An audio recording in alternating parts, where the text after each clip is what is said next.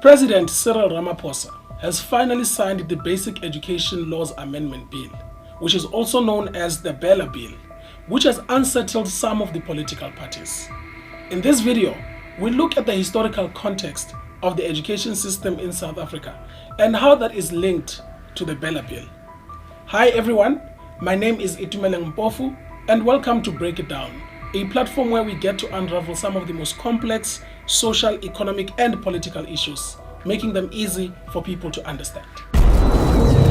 Welcome to Break It Down, where we tackle society's most complex issues. South Africa, with almost in White River. We dive deep into the intricacies of today's biggest challenges, whether they're social, economic, or political, and break them down into clear, digestible insights.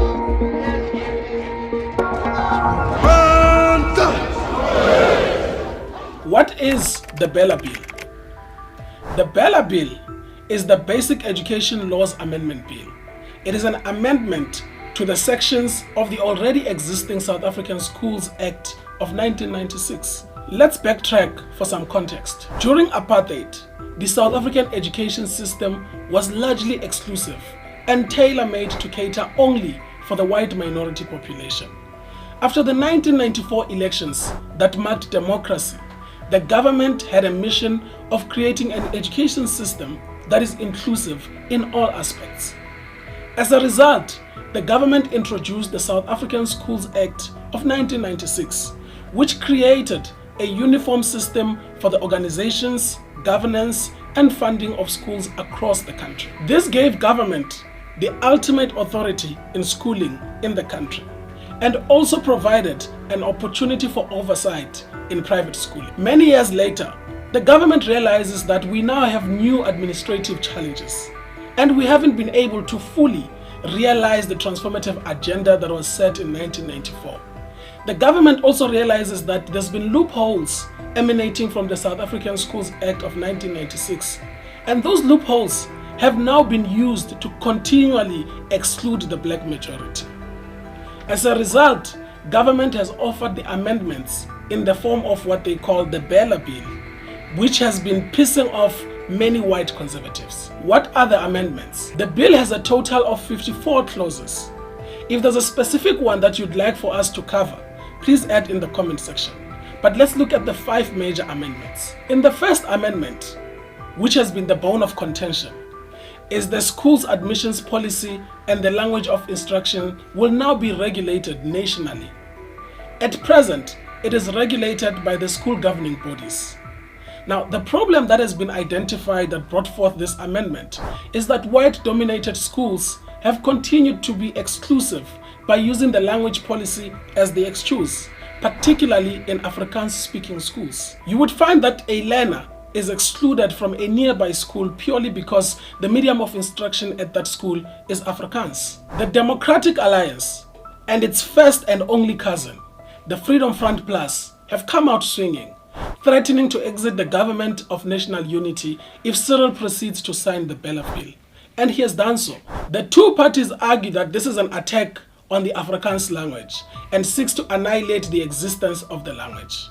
The parties believe that the school governing bodies should have the final say and not the government. The Freedom Front Plus has promised a massive legal battle if this continues, so we wait to see the battle.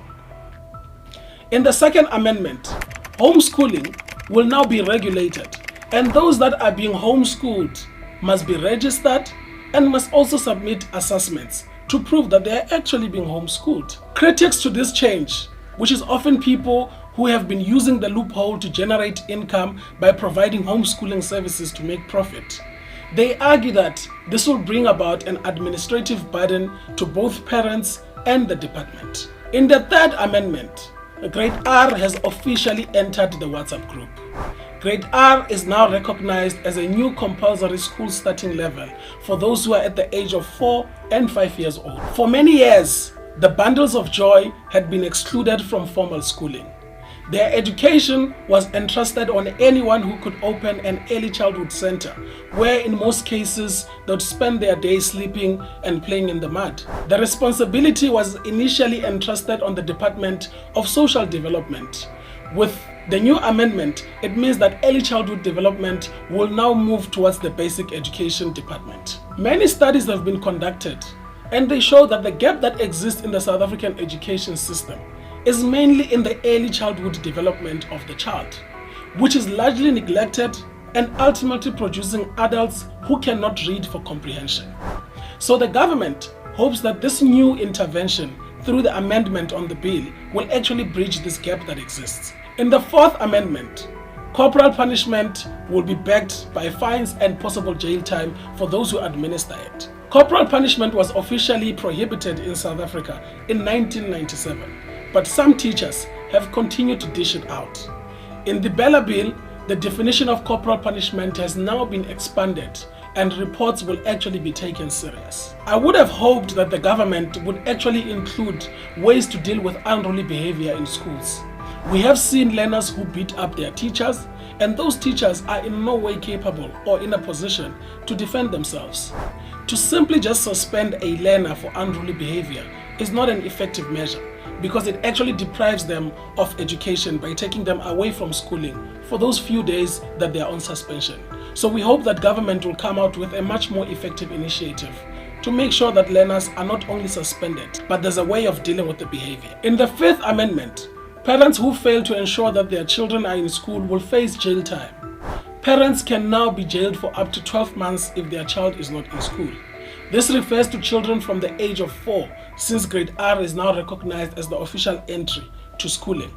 This is to make sure that no child is left behind and every child has full access to education. It is important to note that government now needs 16 billion rands in order to fulfill the amendments of the BELA Bill. Lastly, let's look at the misinformation about the bill. There's been claims that government wants to take away from school governing bodies by interfering with the hiring processes. That is actually not true. The BELA Bill does not cover anything related to the curriculum of education, does not cover anything related to HR matters and the appointment of teachers.